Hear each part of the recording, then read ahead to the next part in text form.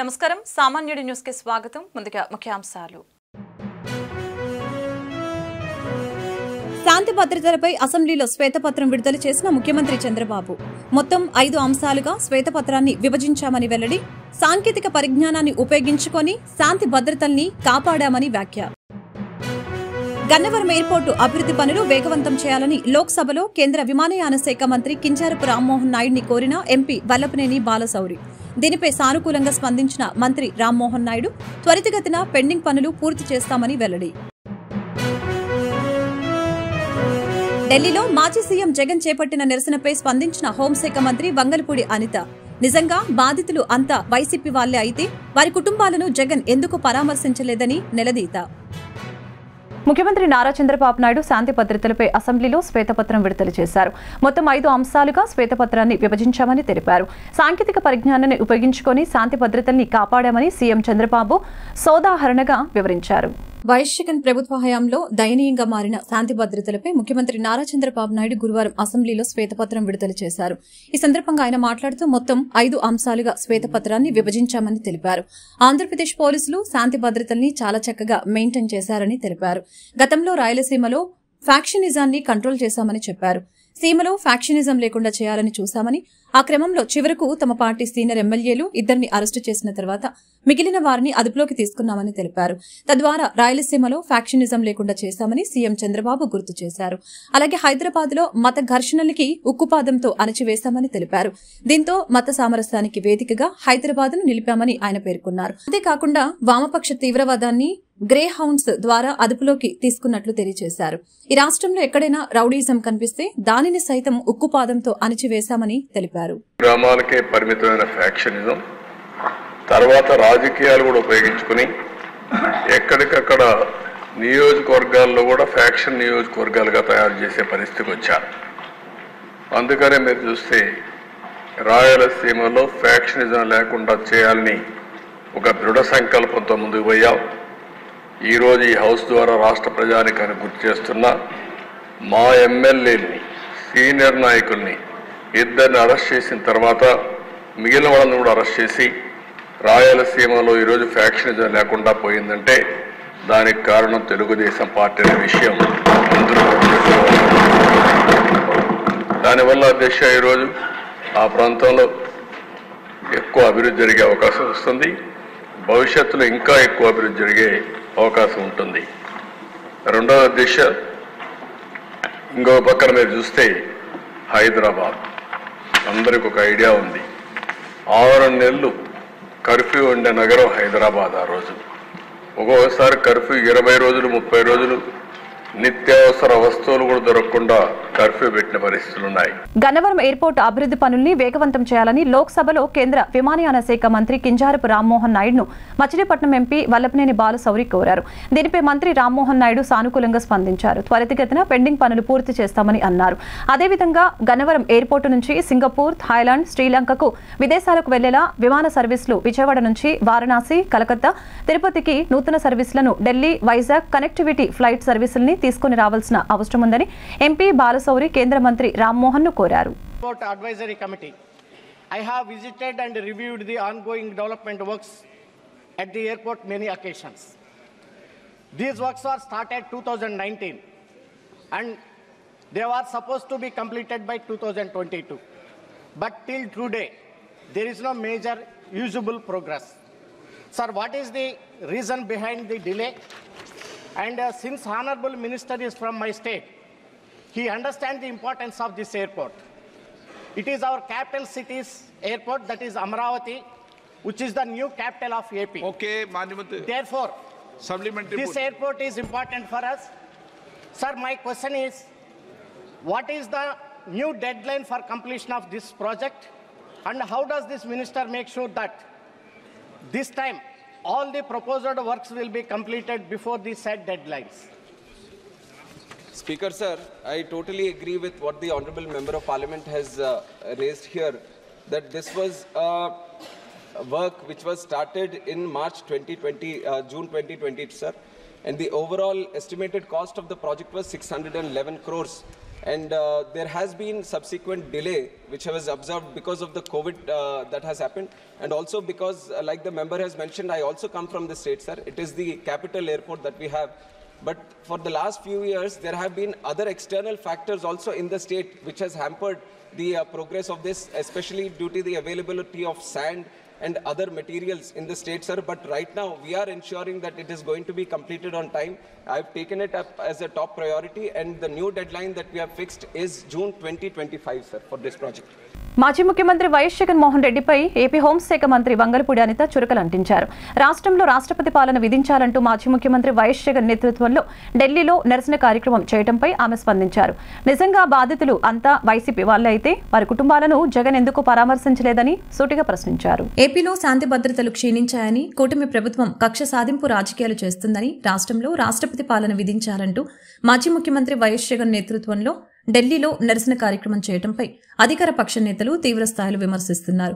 బుధవారం ఢిల్లీ జంతర్ మంతర్ వద్ద వైసీపీ ఆధ్వర్యంలో నిరసన కార్యక్రమం చేపట్టిన విషయం తెలిసిందే. ఈ ఆందోళనకు ఇండియా కూటమిలోని పలు పార్టీల నేతలు సంఘీభావం తెలియజేశారు. దీనిపై ఏపీ హోంశాఖ మంత్రి వంగలపూడి అనిత స్పందించారు. జై జగన్ అనలేదని పల్నాడులో బీసీ నాయకుడు చంద్రయ్యను హత్య చేయడం, డ్రైవర్ సుబ్రహ్మణ్యాన్ని హత్య చేసి శవాన్ని ఎమ్మెల్సీ అనంతబాబు డోర్ డెలివరీ చేయడం వంటి దారుణాలను ఫోటో ఎగ్జిబిషన్ గా పెడితే సగం ఢిల్లీ సరిపోదని వంగలపూడి అనిత వ్యాఖ్యానించారు. కూటమి ప్రభుత్వం వచ్చినప్పటి నుంచి 36 రాజకీయ హత్యలు జరిగాయని అంటున్న జగన్ వాటి వివరాలు అందించాలని కోరారు. నిజంగా బాధితులు అంతా వైసీపీ వాళ్లే అయితే వారి కుటుంబాలను జగన్ ఎందుకు పరామర్శించలేదని ప్రశ్నించారు. కనీసం వారి కుటుంబాలకు ఆర్థిక సాయం కూడా ఎందుకు చేయలేదని అడిగారు. వినుకొండలో గంజాయి మత్తులో జరిగిన హత్యకు రాజకీయ రంగు పులిమి ఆయన లబ్ధి పొందాలని చూస్తున్నారని హోంమంత్రి విమర్శించారు. గంజా లాస్ట్ 5 years లో కూడా కంప్లీట్ గా వదిలేశారు అధ్యక్ష. ఎంత దారుణంగా వదిలేశారంటే అంటే ఈ ఇష్యూ ఇక్కడ కూడా ప్రస్తావించాలి కాబట్టి చెప్తున్నా. ఎక్సైజ్ డిపార్ట్మెంట్కి ఇంతకు ముందు ఒక పవర్ ఉండేది అధ్యక్ష. గాంజాని డిస్ట్రాయ్ చేయడానికి కానీ గాంజా మొక్కల్ని ధ్వంసం చేయడానికి కాల్చడానికి వాళ్ళకి ఒక సిస్టమ్ ఉండేది అధ్యక్ష. దీన్ని ఎప్పుడైతే సెబ్కి ఇచ్చారో ఈ ఎక్సైజ్ డిపార్ట్మెంట్కి వాళ్ళకి కూడా అటువంటి పరిస్థితి ఏమీ లేదు. ఈ సెబ్ కూడా ఓవరాల్గా ఒక గాంజా మీదే కాకుండా ఓవరాల్ మనకి మైన్స్ మీద, శాండ్ మీద, లిక్కర్ మీద వీళ్ళు ప్రత్యేకమైన దృష్టి పెట్టడం, గంజాయిని పక్కన పెట్టడం జరిగింది అధ్యక్ష. దాని పర్యవేక్షణలో భాగంగా గంజాయి అన్నది ఎవరో ఎక్కడో ఈ యూనివర్సిటీ పిల్లలు, పెద్ద పెద్ద పిల్లలు, తాలూకా పిల్లలు చేస్తారనుకున్నది కాస్త స్కూల్ లెవెల్లో ఈరోజు స్కూల్ బ్యాగ్లో కూడా వెళ్ళిపోయింది అధ్యక్ష గంజాయి ప్యాకెట్. సో మేము ఇప్పుడు ఈ గంజాయి ఈ గంజా మత్తులోనే ఈ బ్లేడ్ బ్యాచ్ కూడా విచక్షణ కోల్పోయి అడ్డొచ్చిన వాళ్ళందరినీ కూడా ఇష్టానుసారంగా ఆ బ్లేడ్ తోని చేయటం, హర్ట్ చేయటం. అందులో భాగంగా ఇందాక గౌరవ సభ్యులు చెప్పినట్టుగా మన ఎలక్షన్ క్యాన్వాసింగ్ లో భాగంగా పవన్ కళ్యాణ్ గారు వెళ్ళేటప్పుడు పవన్ కళ్యాణ్ గారి మీద కూడా దాడి చేయటం బ్లేడ్ బ్యాచ్. అంటే వాళ్ళకు ఒక విచక్షణ కోల్పోయి ఇలాంటి వాళ్ళని హైయర్ చేసుకుంటారు అధ్యక్ష కొన్ని రాజకీయ పార్టీలు. ఆంధ్రప్రదేశ్ శాసనసభలో శుక్రవారం ఆర్థిక శాఖపై ప్రభుత్వం శ్వేతపత్రం విడుదల చేసింది.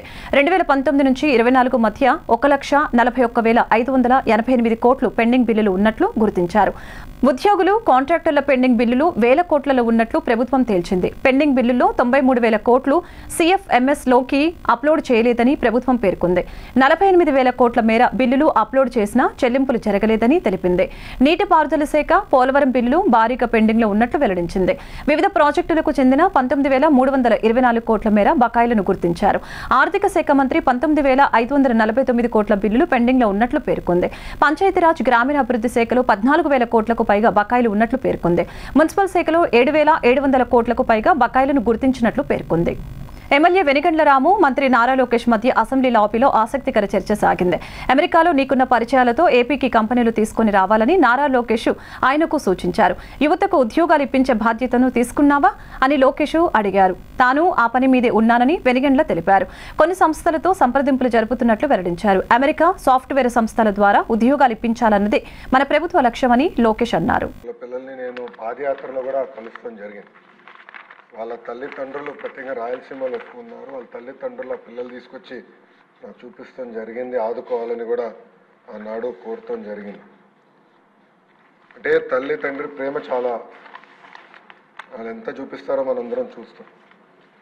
ఆ పిల్లల్ని మోసుకుంటూ వచ్చి కిలోమీటర్లు మోసుకుంటూ వచ్చి ఈ ప్రభుత్వం ఏర్పాటు చేసిన భవిత స్కూల్స్కి తీసుకెళ్తాం కానివ్వండి, వాళ్ళకి కావాల్సిన కేర్ ఇవన్నీ చేస్తాం కానివ్వండి, అవన్నీ నేను స్వయంగా చూశాను.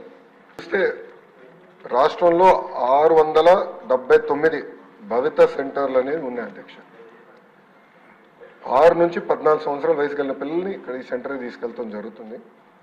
ప్రత్యేకంగా ట్రాన్స్పోర్ట్ అలవెన్స్ ఇస్తాం, ఎస్కాట్ అలవెన్స్ ఇస్తున్నాం. గర్ల్ చైల్డ్కి ప్రత్యేకంగా అదనంగా స్టైపెండ్ ఇస్తాం. ఇంకా హోమ్ బేస్డ్ ఎడ్యుకేషన్ కూడా, అంటే ట్యూషన్లు ఆయన పెట్టుకోవాలంటే అదనంగా కూడా ప్రభుత్వం డబ్బులు ఇస్తుంది. కానీ నన్ను అడిగితే ఇది సరిపోదు. ఒక మాటలు నాకు చెప్తే ఇది సరిపోదు.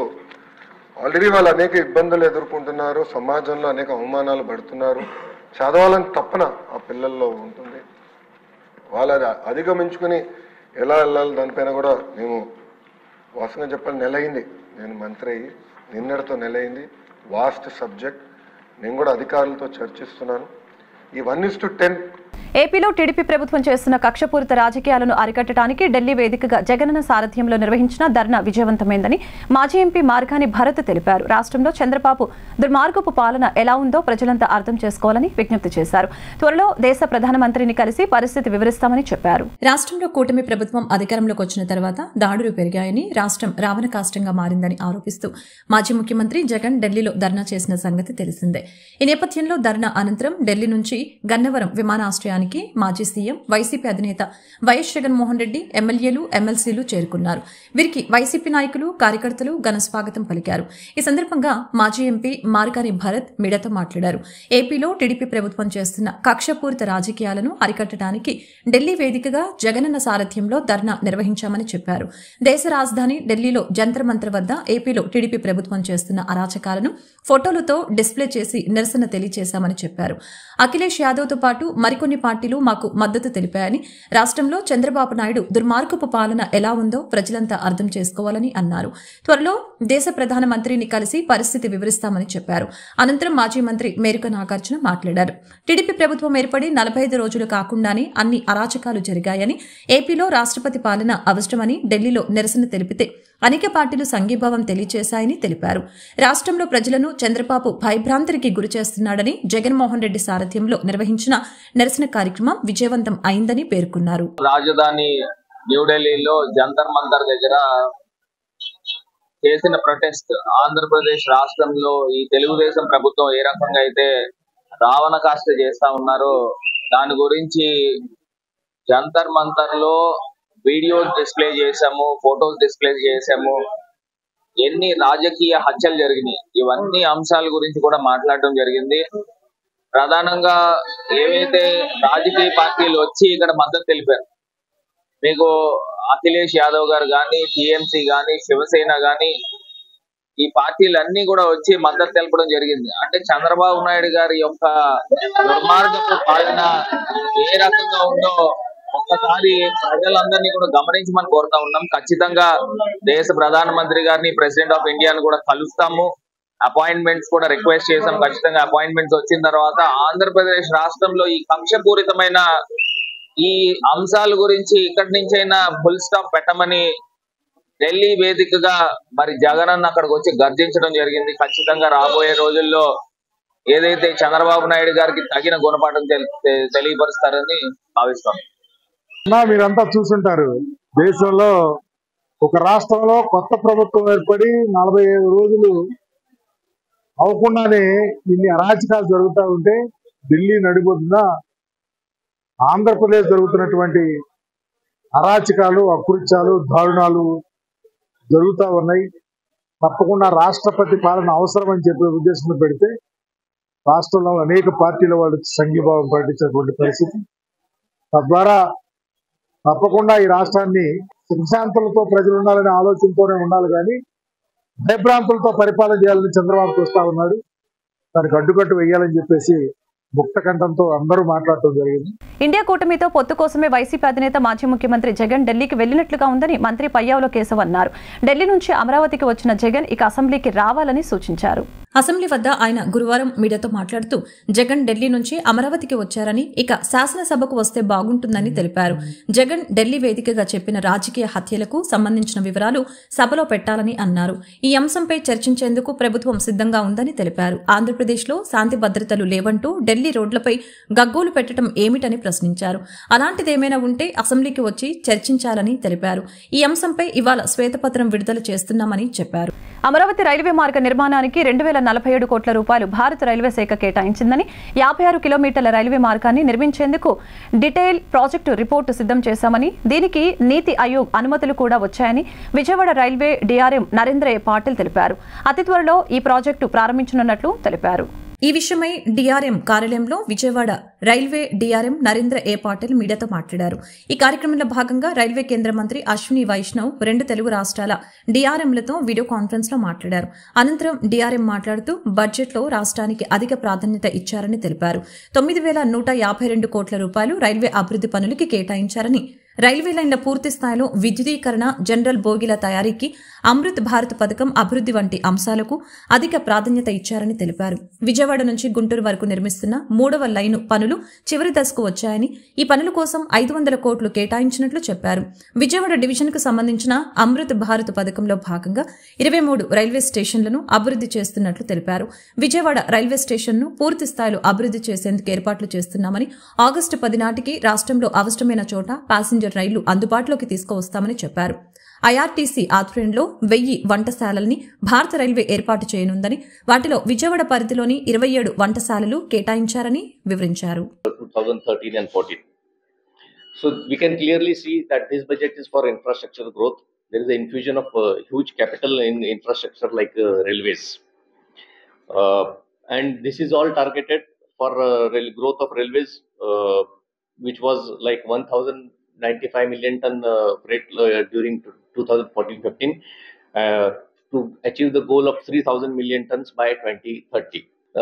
Indian Railways in the current last financial year has achieved the highest total revenue receipts of 2,56,000 crores of rupees in 2023-24 and has generated a net revenue of 3,260 crores to supplement the capex.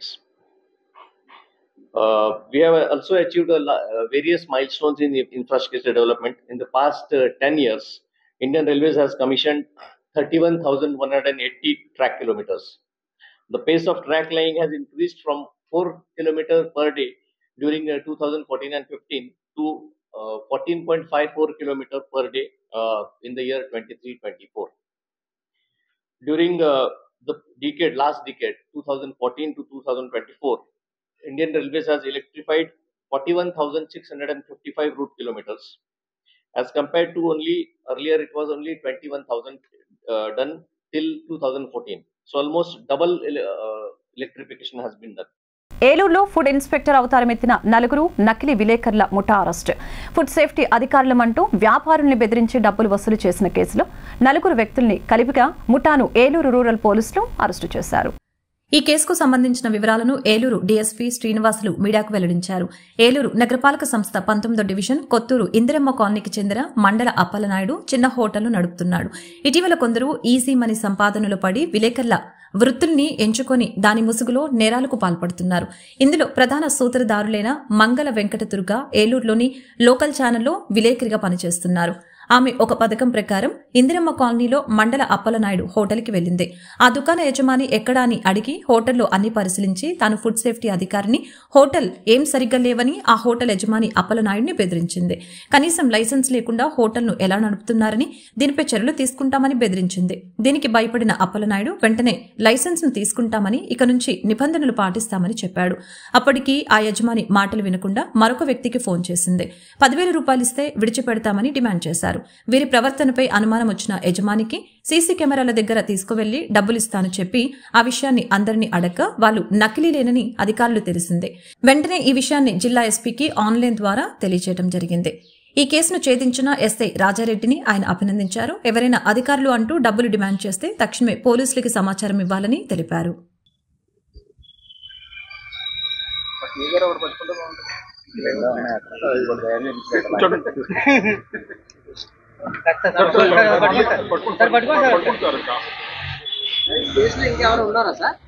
అవన్నీ ప్రస్తుతానికైతే వీళ్ళ నలుగురు మనకు తెలియదు.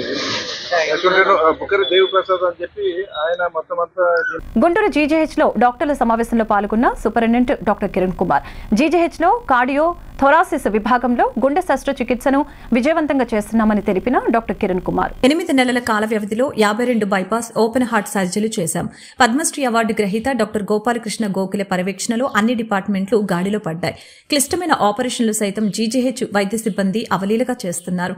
ఎంతో నైపుణ్యత కలిగిన వైద్య నిపుణులు ఇక్కడ పనిచేయడంతో వందలాది మంది రోగులు ఆసుపత్రికి వస్తున్నారు.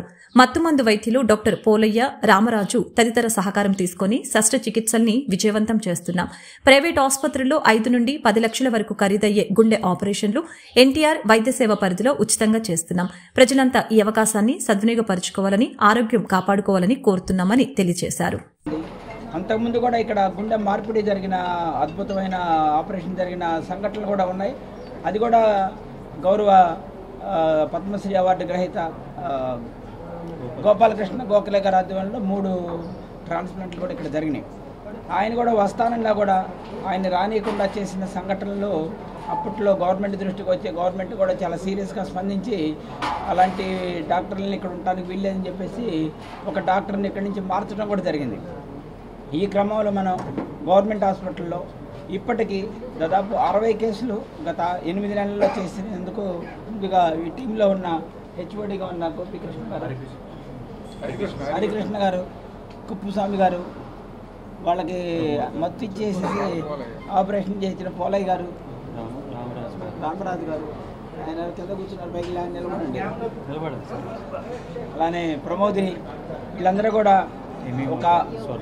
వీళ్ళందరూ కూడా నిబద్ధతగా పనిచేసి ఒక టీమ్ స్పిరిట్తో గోపాలకృష్ణ గారి ఆధ్వర్యంలో ఇవాళ జరిగినాయి.